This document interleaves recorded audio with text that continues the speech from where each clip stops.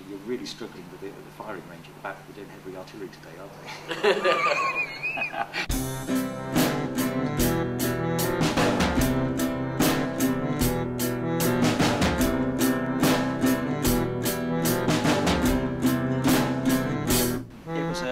There's a difficulty kind of showing work around here that wasn't of a commercial nature. There's lots of galleries all selling kind of, the usual tourist trinket kind of stuff, which is not my thing. But if you're working in a contemporary nature that wasn't necessarily commercial, and you weren't doing it necessarily to sell the work, there was very few opportunities to show the work. And I found it wasn't just here. I found that there was this big gap between St Bees over on the west coast of Cumbria and Whitby over in North Yorkshire, and there's this big swathe of the country where there are no cities and there are no major towns.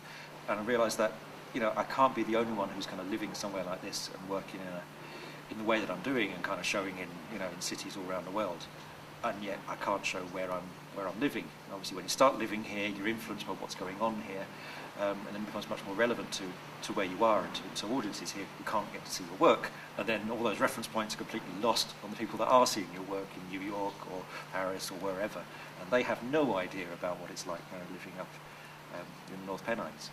A building came up in the town, a 4-storey building, 30 quid a week, can't go wrong really. So I wanted a studio space.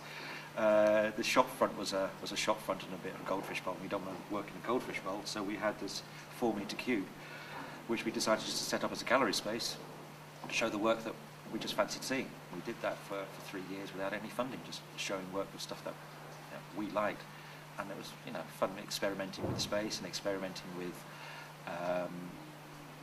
audiences and experimenting with showing stuff in a small market town. In the middle of nowhere. At the time, the reference points for contemporary art were things like advertising and a lot of stuff that you just didn't get in a rural area. When you think that Cumbria has 6 billboards, in the second largest county in the whole of England, it has 6 billboards. So billboard advertising, it's just nothing that you can relate to. So that whole kind of concept of being bombarded with advertising doesn't exist here. And so, it then became important to then track down artists who were working in a contemporary manner, but not in cities, so that that they had the same kind of reference points that people here could find a way in without dumbing it down. So it's very much about showing art that anybody can come and see. I mean, the thing with Kirkby Stephen is it's on this. Anybody that lives in Newcastle knows Kirkby Stephen, because if they drive to Blackpool, it's the only town that you drive through. It's a wee and tea stop, and everybody knows it that way. So you get thousands of people coming through the town. There's nothing in the town for tourists. So we found by putting an A board out in the market square that people are just there for a wee and tea. They kind of go, oh, we're going to have a look at this as well. So we were getting huge kind of audience figures, but it was the work was for audiences.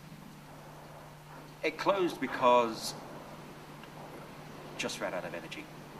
It was that it became much more interesting to work outside the gallery than in the gallery. Yeah, the gallery stuff was great. We had some great shows in the gallery, did some great stuff in the gallery. But actually, when you start to take stuff out in the landscape and play with this landscape, and then realise, that's something which you can't do in a city. You can't do anywhere else.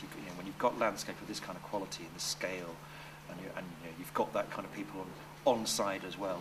The scope for doing stuff like that is, it's just great.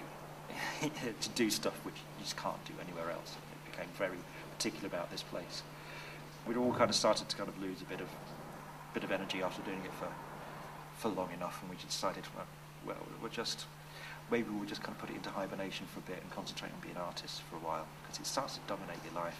The projects from Fred in particular was just becoming so big, so much hard work. You won't be able to kind of practice as an artist, and how can you be an artist-led organisation if most of the time you're a pen pusher? So we just went, okay, let's all step back, and we all agreed that we just wanted to knock it on the head, and or even just kind of put it to sleep for a bit or something. So it may be in hibernation, it may come back again, but at the moment we're just quite comfortable being artists again, which is quite a nice thing.